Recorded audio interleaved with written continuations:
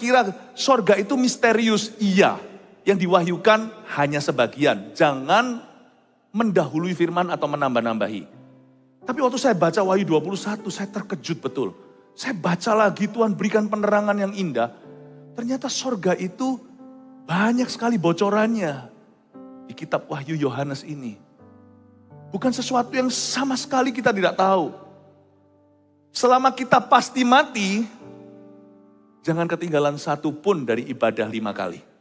Dengarkan, sebab semakin malam atau semakin siang nanti, semakin eksplisit penjelasan saya tentang sorga.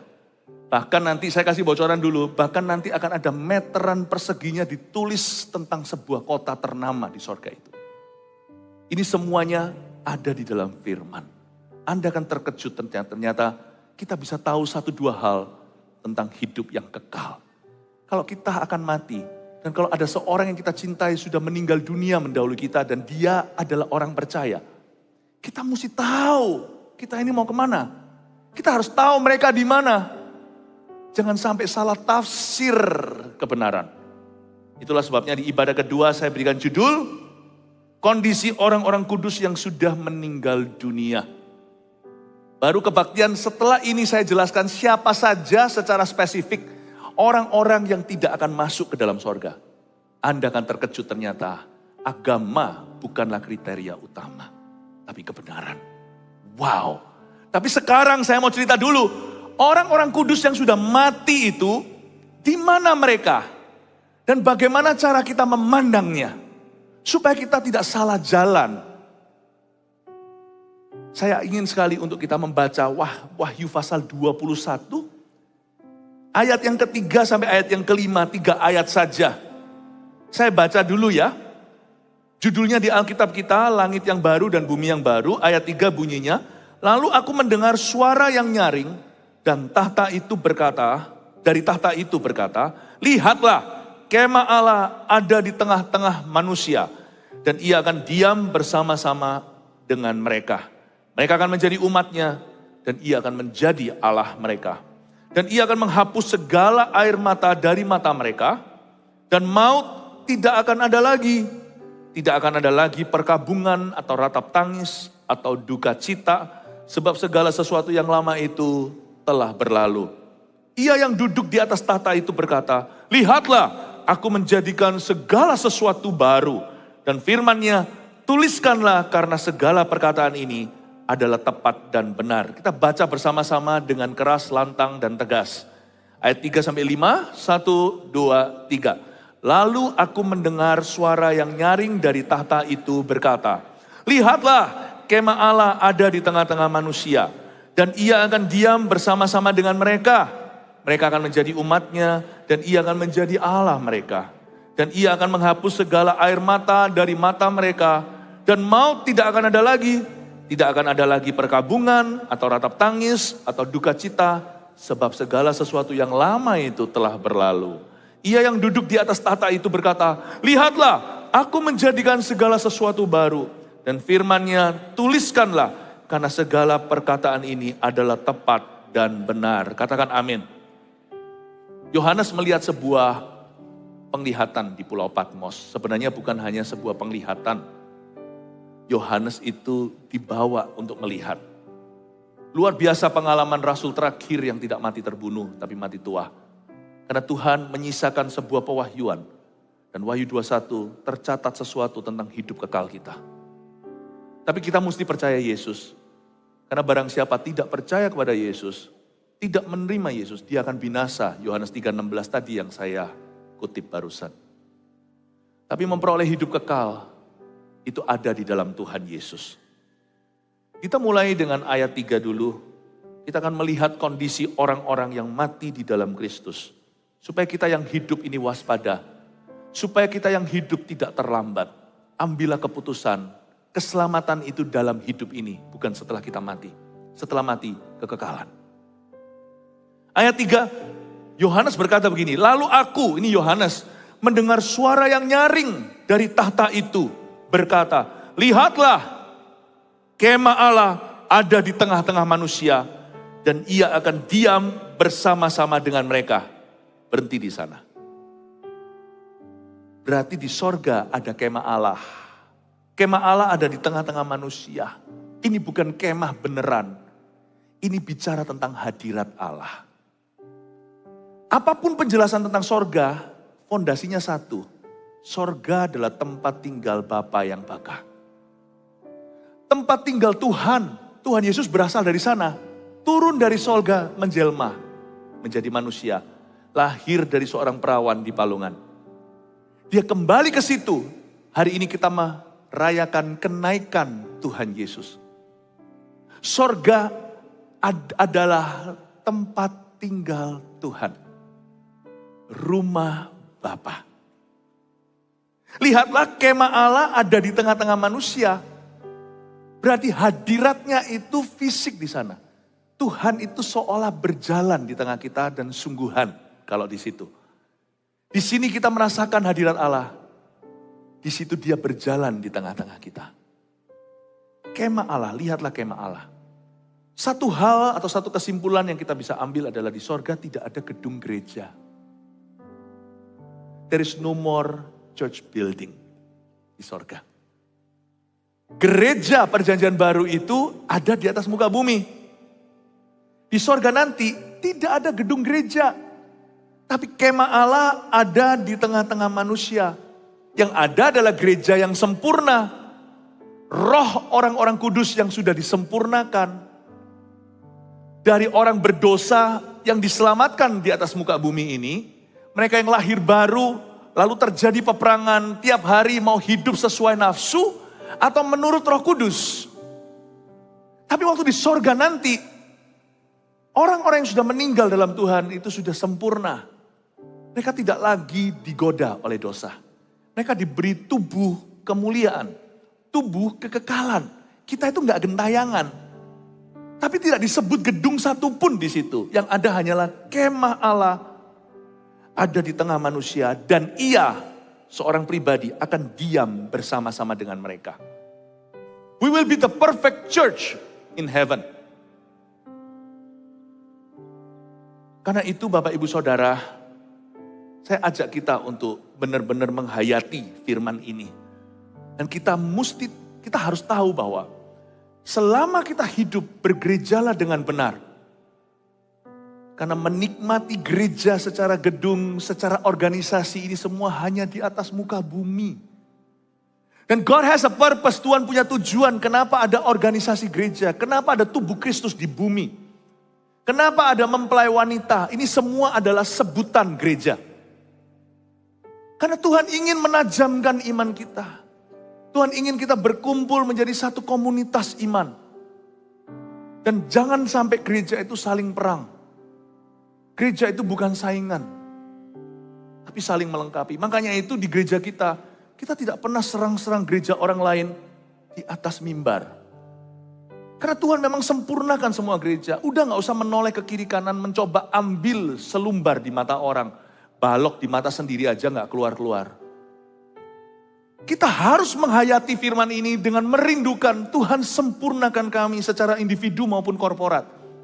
Gereja Mawar Sharon Surabaya Barat, lalu GMS di mana-mana ini yang sekarang menyebar, bahkan CG-nya di 15 negara. Kita punya satu tanggung jawab. Lord Jesus, perfect our faith. He is the author of our faith. Dialah yang memulai iman kita. Dia juga bisa menyempurnakannya. Jangan, gak perlu, itu bukan bisnismu. Bukan urusanmu untuk menghakimi orang lain. Tugas kita hanya bertumbuh. Tugas kita hanya berbuah. Dan kita saling menjaga. Kenapa gereja kita menitik beratkan pemuritan? Karena kita tidak mengumpulkan followers. Kalau gereja mau begitu marketing namanya. Saya bisa aja pasang orang-orang yang draw the crowd. Atau yang menarik massa. Enggak. Kita enggak bertumbuh dari massa. Kita bertumbuh dari bawah, grassroots. Pertumbuhan kita itu harus quality. Kita mengalami pertumbuhan, tapi biarkan pertumbuhan kita itu rimbun buah, bukan rimbun daun. Itulah sebabnya dititik beratkan iman, pengajaran dalam gereja, karena firman Tuhan itulah yang mencuci bersih mempelai wanita, sehingga tidak ada kerut, tidak ada noda. Hadirat Allah, besi menajamkan besi, manusia menajamkan manusia, jangan mudah quit, dikit-dikit quit, dikit-dikit mau meninggalkan gereja. Nanti di sorga Tidak ada gedung gereja, bukan berarti tidak ada gereja. Ada kemah Allah. Komunitinya tetap, hubungannya tetap, malah disempurnakan. Gereja itu tetap ada, tapi umat Allah yang sempurna. Tahukah bahwa kehidupan kekal itu dimulai ketika kita mengenal Yesus? Sekarang ini kita sedang OTW, on the way ke sana. Yang kita bawa nanti bukan mobil perhiasan, yang kita bawa bukan properti kita, yang bawa bukan uang, bahkan badan kita ini pun debu menjadi debu, tanah menjadi tanah. Tadi kebaktian pagi saya jelaskan sampai ke kremasi. Kalau ada orang Kristen yang tidak dikremasi, alasannya bukan karena dibutuhkan balung tulang belulangnya untuk tubuh kemuliaan. Gak ada hubungan. Semua itu nanti baru, langit baru, bumi baru. Saya tetap pro menguburkan. Gak dibakar karena itu lebih tradisional, orang Kristen lebih dapat, lebih mudah diterima. Tapi everything in heaven will be new. Tetapi satu hal yang akan tetap kita bawa itu adalah kerohanian. Yang kita bawa adalah hubungan kita. Heaven, sorga itu bukan tempat lupa, tempat demensia, tempat Alzheimer, tempat paralisis, tempat orang lumpuh, tempat orang tuli. Sebab waktu di sana nanti tubuh kita itu tubuh kemuliaan sempurna, tidak ada sakit penyakitnya. Sorga itu bukan tempat lupa, sorga itu tempat ingat. Ibadah satu, nanti dengar sendiri. Sorga itu tempat sosial, disebut kota yang kudus. It's a city. City atau hub orang multikultural di sana. Segala bahasa akan memuliakan Allah. Mereka semua bangsa dari segala ras di bumi satu hati, satu suara. Berkata Hosana, Hosana indah ayas. Justru orang Alzheimer itu sembuh selamanya di situ. Orang lumpuh punya kaki berjalan. Orang buta punya mata melihat. Dan ini bukan khayalan, ini semua adalah firman. Sorga itu tempat ingat. Yang kita bawa itu kerohanian kita, iman. Imanmu itu paling berharga. Harta bisa amblas, gak apa-apa, dicari lagi. Iman amblas, kau kemana? Jangan lepaskan imanmu pada Tuhan. Demi promosi di tempat kerja. Demi nikah campur supaya bisa menikahi dia, pindah agama. Don't do that. Karena karirmu di bumi tidak kau bawa. Jangan lepaskan itu. Imanmu itu equal atau sama dengan kekekalanmu. Jangan salah percaya. Jangan salah ikut si dia. Si diamu harus Yesus Kristus Tuhan. Amin Bapak Ibu. Apalagi yang kita bawa ke situ, hubungan kita itu dibawa. Jangan bingung gini loh, aku tuh punya seorang yang, si iniku atau si ituku sudah meninggal dulu. Dia ingat gak ya sama aku hari ini? Ingat. Asal dia matinya dalam Tuhan loh ya. Dia gak binasa. Dia tidak berada di api kekekalan. Tapi di sorga yang bakar. Dia ingat sorga bukan tempat lupa, tempat pikun. Sorga itu tempat ingat. Ada orang spekulasi nanti di sorga usia kita berapa. Ada yang spekulan berkata di usia-usia Yesus itu waktu dibangkitkan usia segitu. Saya gak berani mendahului firman. Pokoknya. We will be in our perfect state. Jadi jangan keluhkan semua kekuranganmu di dunia ini. Mujizat terjadi, amin. Saya percaya itu bagian dimensi kerajaan Allah. That the full manifestation of the kingdom, manifestasi penuh daripada kerajaan Allah akan didemonstrasikan detik kau mati. Atau detik Yesus datang kembali. Full demonstration of God's kingdom. Itulah sebabnya jangan keluhkan kalau kita ada kekurangan di hidup ini. It's okay lah. Hidup itu lose some, win some. Kalau bisa win all, nggak apa-apa. Makanya kita berusaha. Kalau kita nggak berusaha, biasanya kan lose all. Kita berusaha aja masih lose some kok. Fight the good fight of faith. And don't lose your heart. It's not the end in this life. Berjuanglah dalam perjuangan imanmu, tapi jangan sampai hambar hatimu atau tawar hati. Sebab di hidup ini tidak ada kiamat bagi orang yang percaya Tuhan. Masih ada next-nya. Hubungan kita akan continue. Kemah Allah itu berarti ada kemah. Di dalam kemah itu ada fellowship. Kemah pertemuan itu adalah the fellowship of the Lord atau menjadi tabut persekutuan Tuhan dengan umatnya. Itu kemah pertemuan. Di situ ada tunasnya. Tongkatnya Harun yang bertunas. Di Di situ ada manna, makanan rohani mereka. Di situ juga ada 2 loh batu. Semua hubungan kita akan continue. Cuman tentunya beda kodenya dengan sekarang. Karena kita sekarang masih ada virus-virus itu namanya curiga, masih bisa kepahitan, masih bisa kecewa. Kita masih bisa mengecewakan orang. Hal-hal itu semua lenyap nanti. Surga. Entah gimana caranya, don't ask me. Tuhan itu maha bisa. Kemah Allah ada di tengah-tengah manusia. Tapi ini juga bicara tentang kemah pertemuan. Coba katakan kemah pertemuan. Yang keras, kemah pertemuan. Saya jelaskan ya. Ini sekarang saya jelaskan orang yang sudah mati dalam Tuhan. Mereka tidak mati, mereka hanya meninggalkan dunia. Mereka ke tempat lain. Lihatlah, kemah Allah ada di tengah-tengah manusia, garis bawahi kata di tengah-tengah manusia. Dialah kemah pertemuan antara orang kudus yang masih hidup dan yang sudah mati. Dan ia akan diam bersama-sama dengan mereka. Saya ulang, ini agak perlu mencerna, follow me. Ikuti saya. Ini akan mengkoreksi praktek-praktek kita yang salah sebagai orang Kristen, tapi yang masih terlibat dalam penyembahan berhala yang sia-sia.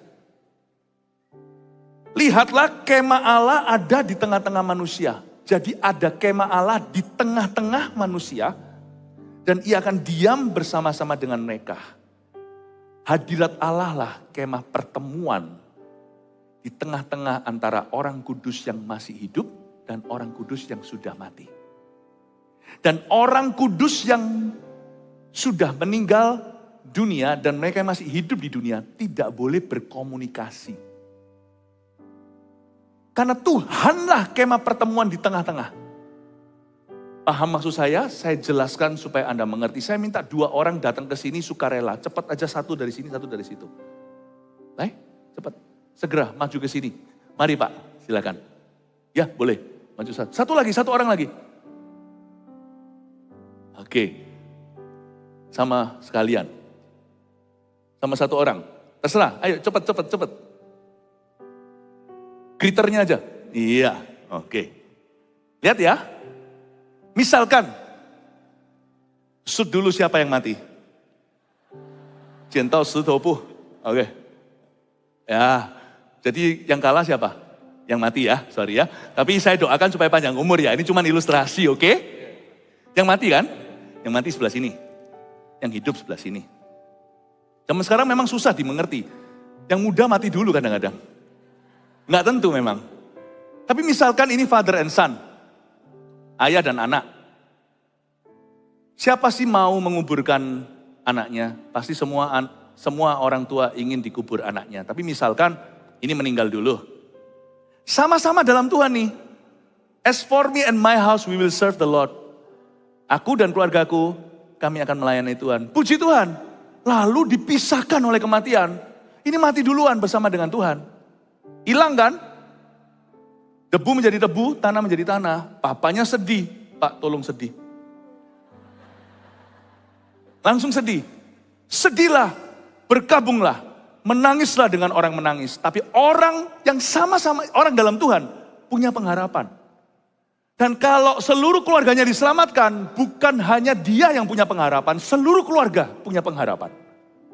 Makanya itu kalau ada di sini yang masih tersisa belum terima Tuhan, masih ikut tradisi nenek moyang, cepatlah bersatu dengan iman sisa rumahmu.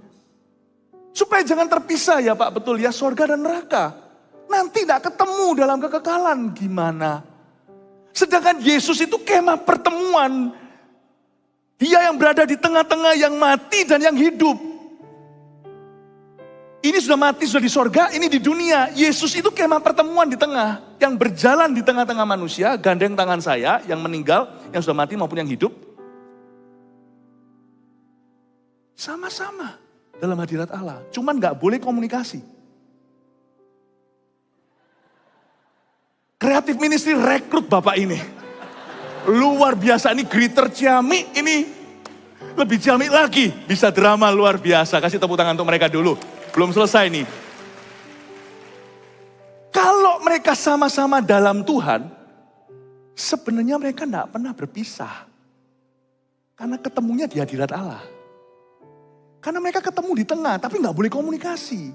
Kalau komunikasi itu terlalu bahaya, karena antara sorga dan dunia Ada langit yang kotor penuh peperangan rohani dan tipu muslihat iblis.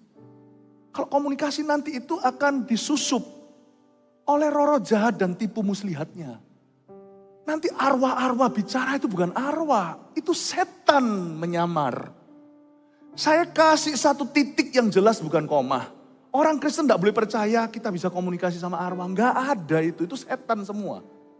Di kuburan terus ada setannya, ini baru mati lalu bicara lewat mimpi. Itu setan, tengking lah. Sebab orang hidup dan mati, kata Yesus dalam perumpamaan.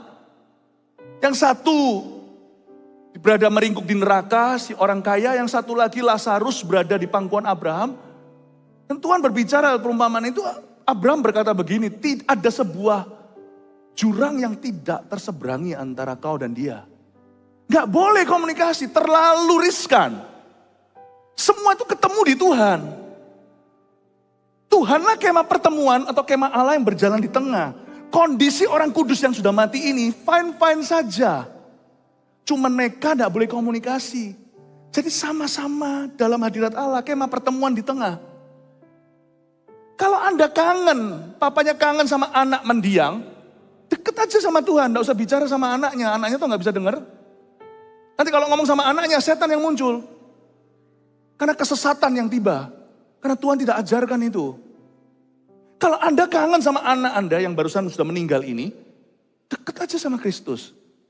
Sebab Roma 8 katakan, sebenarnya dalam Kristus, tidak ada yang bisa memisahkan kita dari kasihnya. Dengan kata lain, mereka sebenarnya gak pernah berpisah. Gak pernah berpisah. Cuma dipisahkan dengan hidup sekarang, terus pegang dulu, gak pernah berpisah. Cuma bedanya beda dunia. Tapi dipersatukan di kemah pertemuan di tengah, yaitu dalam hadirat Allah. Amin Bapak Ibu Saudara, begini.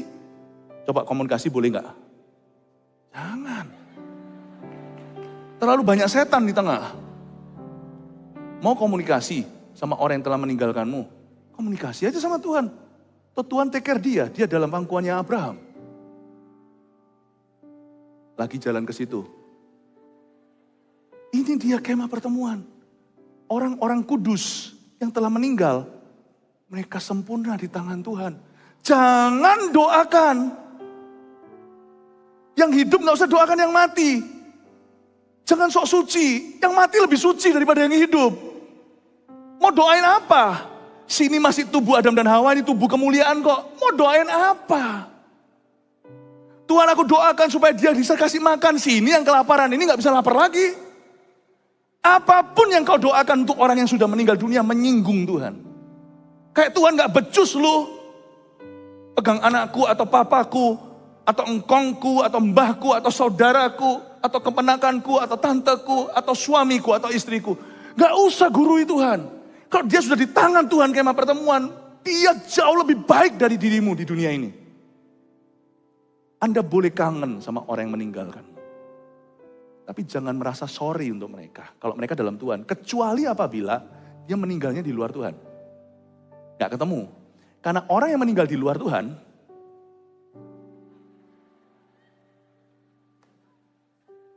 Dia terpisah sama Kristus selama-lamanya. Paham? Dia terpisah sama Kristus selama-lamanya. Karena dia terpisah sama Kristus selama-lamanya. Kalau ini di dalam Tuhan. Anda berdua juga akan terpisah selama-lamanya. Inilah sebabnya saya tidak rela satu anggota keluarga saya di luar Kristus. Tetap di sini dulu Pak. Tetap di setrap, jangan. Itulah sebabnya saya mati-matian akan berdoa.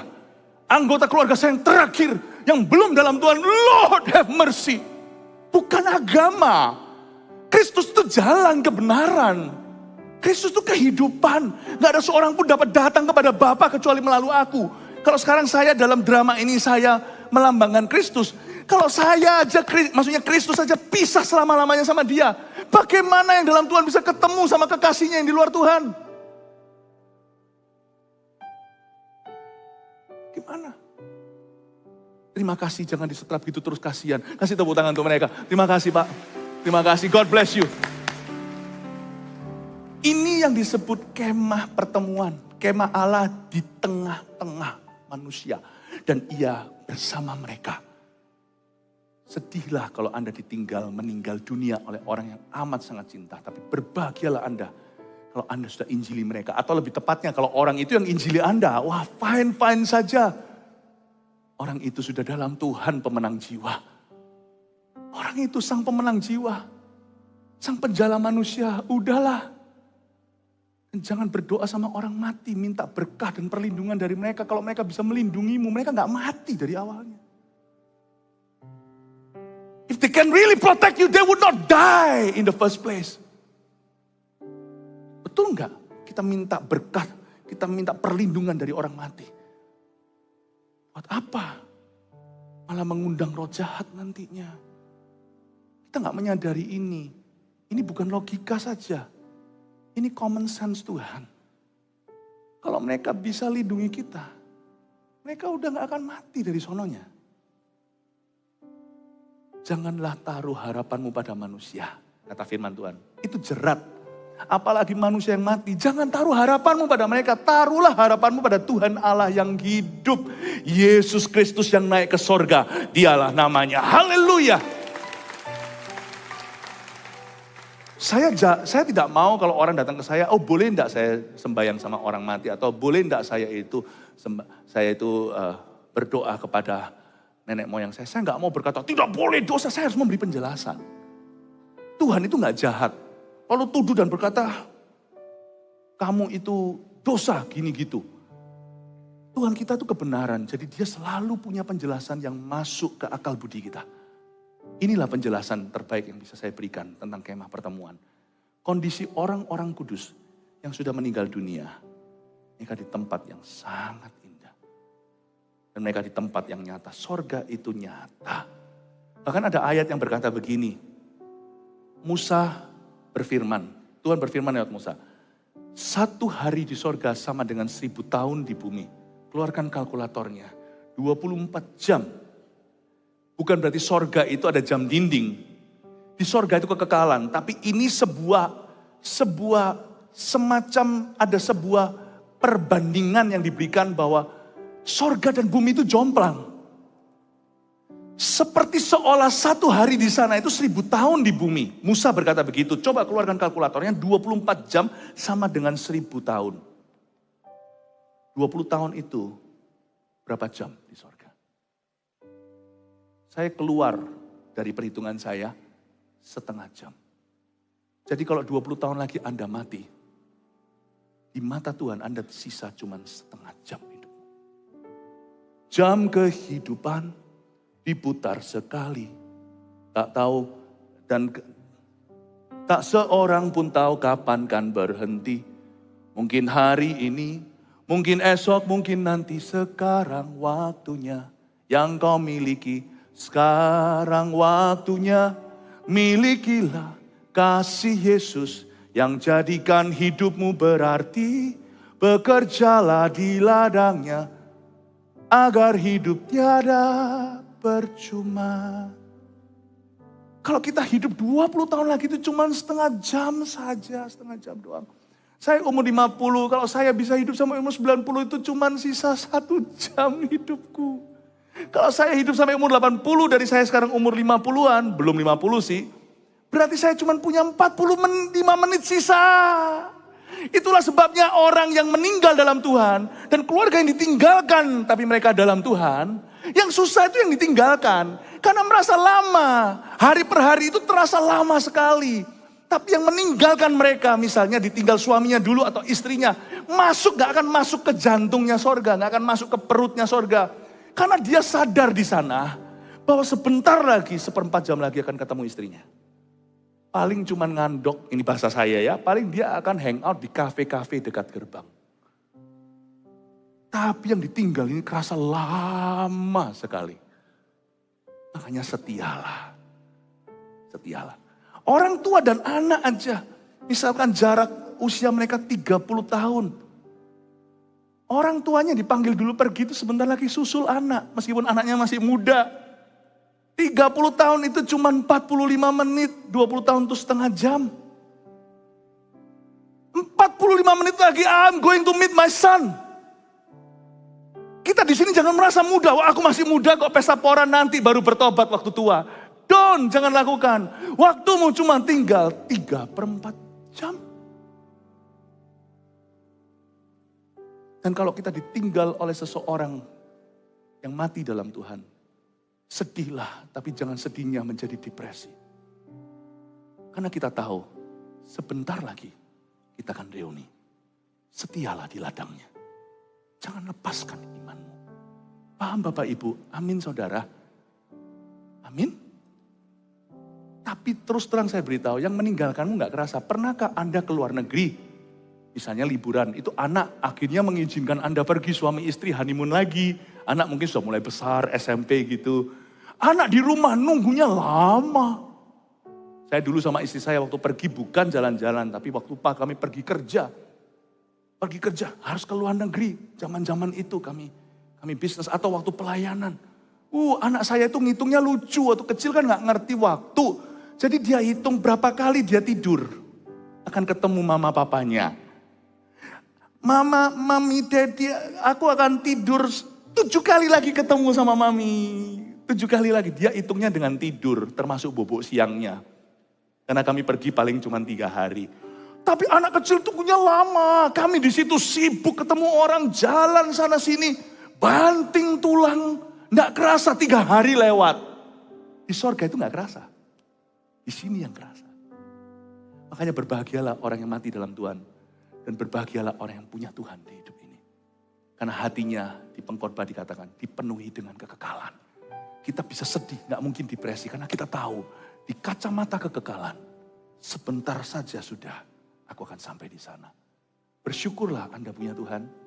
Dan jangan terpisah-pisah please. Suami Kristen, istrinya enggak. Ini bukan soal agama. Lalu papa mamanya belum, anak-anaknya udah pelayanan. Papa mamanya sudah semuanya, tinggal satu, ayahnya atau ibunya yang belum, masih mengeraskan hati, semua udah dibaptis kecuali satu. Saya kasih kolam baptisan hari ini memang di sini hari kenaikan Tuhan membawa tawanan. Nanti ini waktu kita selesai firman, kita baptiskan langsung orang-orang yang mau mengikut Yesus. Oh haleluya, kasih tepuk tangan dulu. Sekarang kita mengerti tentang kemah pertemuan. Saya jelaskan lagi sedikit ya. Lanjut ayat yang keempat. Ayat ketiga lagi. Saya bacakan. Ia akan diam bersama-sama dengan mereka. Lalu kalimat berikutnya, mereka akan menjadi umatnya dan ia akan menjadi Allah mereka. Nanti di sorga cuma ada satu pastor. Kita semua akan jadi saudara seiman. Hanya ada satu gembala. Dia akan menjadi Allah kita. Kita menjadi umatnya. Semua pastor di dunia ini lakukan tugasmu dengan sebaik-baiknya. Saya bicara kepada para pendeta, hamba-hamba Allah, full-timer. Karena nanti waktu kita di sorga, we're no longer pastors. Kita ini hanyalah babysitter. Nanti waktu di sorga, mereka menjadi umatnya. Dan ia akan menjadi Allah mereka. Kita semua hanyalah saudara seiman. Makanya seorang pastor jangan teritorial. Seorang hamba Tuhan jangan merasa memiliki atas umat Tuhan. Dan menggembalakan mereka dengan paksa. Atau dengan tangan besi juga. Gembalakan mereka dengan teladan. Bapak Ibu Saudara, tugas kami termasuk saya itu sampai di bumi atau sampai akhir hayat saja. Untuk bisa jaga memberi makan seperti ini itu cuma sementara. Someday we're equal. Hanya satu pastormu. Pastor Yesus. Yang akan menjadi Allah mereka. Karena itu jangan jadi gembala yang pandir. Jangan gebukin dombanya. Jangan dijadikan lem chop mereka.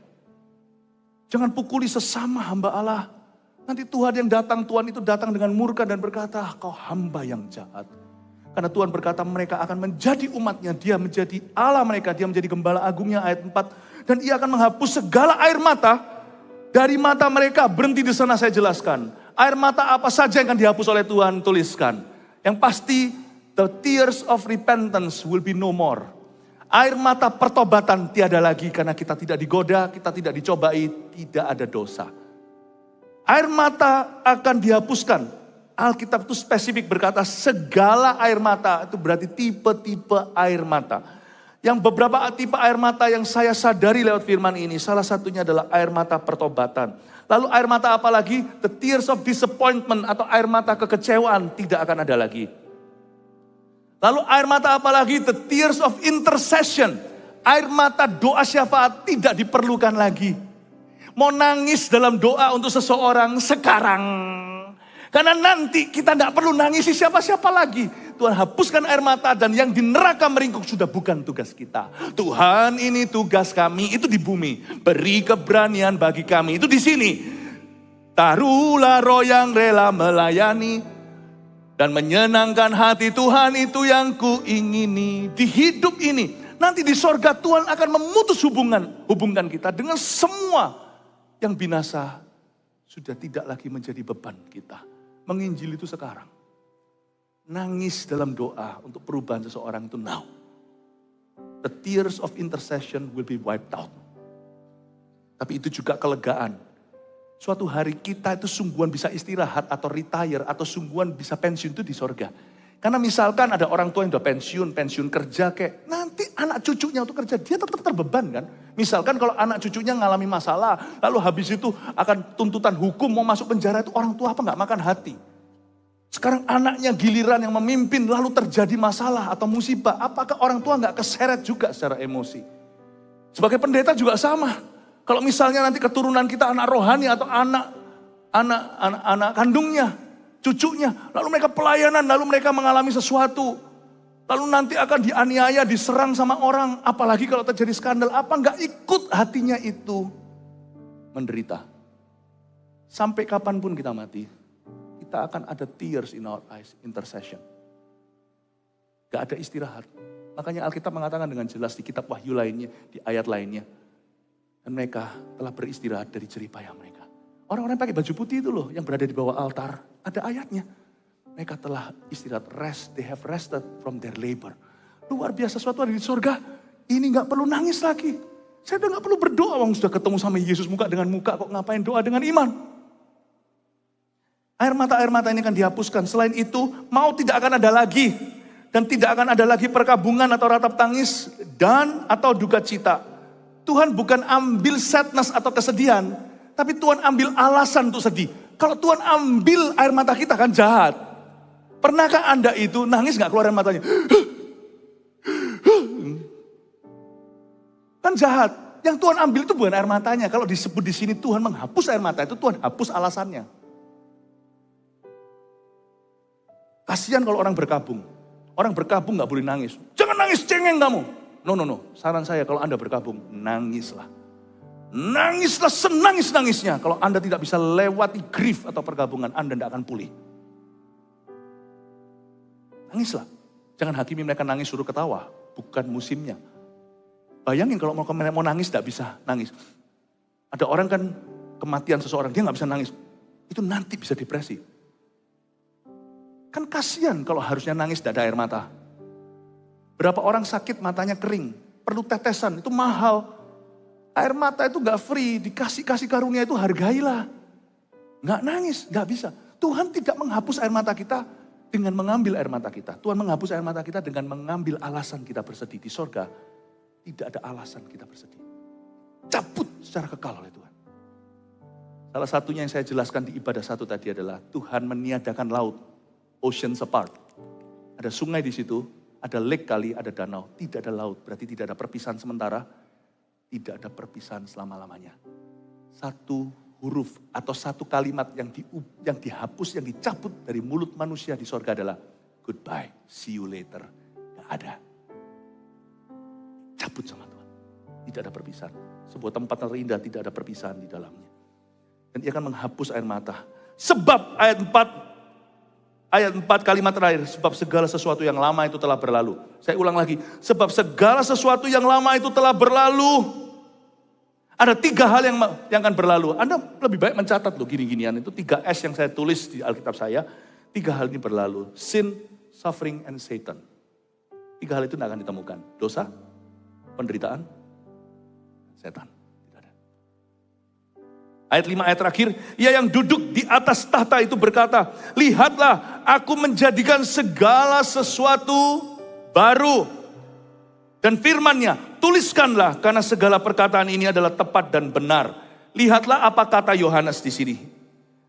Apa yang dicatat? Ia yang duduk di atas tahta itu, Yesus Kristus berseru dan berkata, lihatlah aku menjadikan segala sesuatu baru. Bahasa Indonesia itu tidak ada kata dulu, kata sekarang, kata akan datang. Karena itu kedengarannya aku menjadikan. Tapi dalam bahasa lain, termasuk jikalau Yunaninya, itu ada kata perbedaan waktu. Lihatlah, aku menjadikan di situ I am making. Itu bukan I will, bukan aku akan, aku sudah, tapi aku terus membuat sesuatu yang baru. Sorga adalah tempat tertinggi kreativitas Allah. Aku terus menjadikan segala sesuatu baru and will stay new. Ada beberapa orang punya hobi, ya tentunya harus punya uang untuk hobi demikian. Rumah dirombak lagi, diganti lagi perabotannya, diganti wallpapernya, diganti semuanya, kalau perlu diganti flooringnya, diganti lightingnya. Hanya orang tertentu yang bisa melakukan itu. Di sorga tidak akan ada a dull moment dalam bahasa Inggris. Tidak akan ada masa-masa boring, itu tidak ada. Sorga adalah tempat kreativitas Allah melebihi semua zaman penciptaan. Di mana dari hari ke hari, I am making something new. Luar biasa, makanya itu tidak terasa di sorga itu. Kekekalan pun terasa sebentar. 3 poin ini saya ingin Anda catat untuk bawa pulang ke rumah di akhir khotbah saya. Kondisi orang-orang kudus yang sudah meninggal dunia, nomor 1. Tidak ada gedung gereja di sorga karena kita berjumpa Kristus muka dengan muka. Ini yang kita bisa pelajari dari ayat 3 sampai ayat 5. 2. Orang kudus yang hidup dan mati tidak berkomunikasi, namun berada di hadirat yang sama. Kalau Anda kangen sama orang yang meninggalkan Anda, dekat aja sama Tuhan. Sama aja kok. Kalau Anda mendekat, orang sebelahnya juga dekat kok. Dialah kemah pertemuan. Bukankah kalau Anda semakin mendekat, semakin banyak perasaan kekekalan di dalam hatimu. Jangan jauh dari Kristus. Jangan doa sama orang mati. Dekat aja sama Kristus. Sami mawon, sama saja. Dialah kemah pertemuan. Kemah Allah yang tinggal di tengah-tengah antara orang kudus yang mati dan orang kudus yang hidup. 3. Kehidupan kekal di sorga sebenarnya sudah dimulai. Sejak hidup kita dalam Kristus di dunia. Filipi 1 ayat 21 gak usah dibuka. Tetapi bagiku, hidup adalah Kristus dan kematian adalah keuntungan. Maksudnya kalau kita sekarang mulai hidup bagi Kristus, kematian adalah keuntungan. Maksudnya kematian itu hanyalah sebuah pintu kontinu. Jangan percaya orang berkata kita sudah di sorga, jelas-jelas belum loh. Baca koran, coba lihat berita, kita belum di sorga. Setan di mana-mana. Sorga tidak ada setan, no sin, no suffering, no Satan. Tapi kehidupan kekal sudah dimulai sejak kita terima Tuhan.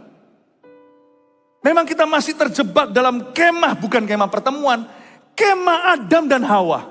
Kita harus hidup oleh roh, bukan oleh daging kita. Tiap hari ada peperangan dan perjuangan, belum selesai nih. Belum wisuda. Tetapi sebenarnya roh kita itu akan kembali ke Bapa. Kehidupan kekal itu sudah mulai sejak kita kenal Tuhan. Dan nanti waktu kita mati atau Tuhan datang kembali, dalam sekejap mata kita akan diubahkan. Bapak, Ibu, Saudara, saya berdoa supaya Anda semakin menyadari betapa pentingnya keselamatan. Betapa pentingnya seluruh keluarga diselamatkan. Jangan main-main soal keselamatan, karena tidak ada api penyucian. Itu tidak alkitabiah. Tidak ada, kalau ada api penyucian, buat apa Yesus mati mengenaskan? Buat apa saya kasih ginjal saya satunya kepada Anda, kalau ternyata minum obat aja bisa? Buat apa? Sampai seorang ibu waktu melahirkan anaknya suruh pilih mama atau anak. Akhirnya mama yang berkorban. Matilah dia, ternyata ada jalan lain kok. Tidak ada api penyucian. Bagi setiap orang hidup hanya sekali. Lalu kemudian penghakiman. Keselamatan itu sekarang. Menyelamatkan orang juga sekarang. Bukan kita sih, Yesus yang menyelamatkan. Tapi kita bisa tuntun orang pada kebenaran.